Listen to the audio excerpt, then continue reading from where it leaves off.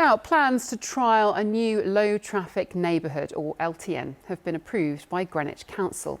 LTNs use signs, cameras or physical barriers like planters that prevent vehicles from using residential streets as cut-throughs.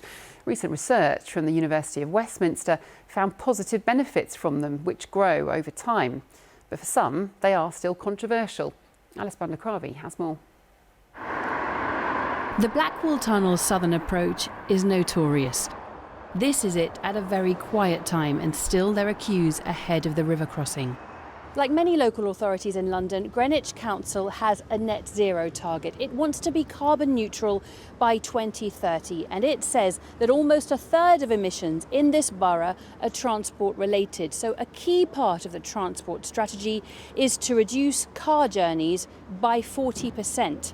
Enter the low traffic neighbourhood. Come autumn, this will become an LTN with a camera aimed at preventing any traffic from passing through during rush hour. There will be some exemptions, like for instance for the emergency services, but local residents will not be exempt. What this will mean is that anyone else, no matter how local they are, even if they live just down there and just up there, will not be able to pass through this point and will have to make excessive journeys just to go very, very short distances on major arteries. For Greenwich Council, this is an 18-month experiment to see if their pollution targets can be met whilst still serving the diverse needs of their residents. Something has to change, and it's a culture change, you know, it's a modal shift.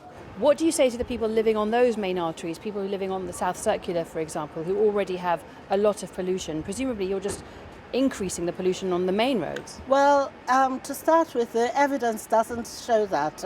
Evidence that we've seen elsewhere hasn't brought that to, it doesn't indicate that. How could it not? If there's more traffic on those main roads, surely there's more pollution. Choosing not to, because of, if you know, less people would want to travel on those roads. The council says if residents believe they're in exceptional circumstances, they can apply for an exemption to the low traffic neighbourhood zone, and that the whole situation will be assessed throughout this trial period. Alice Bandler, BBC London in Greenwich.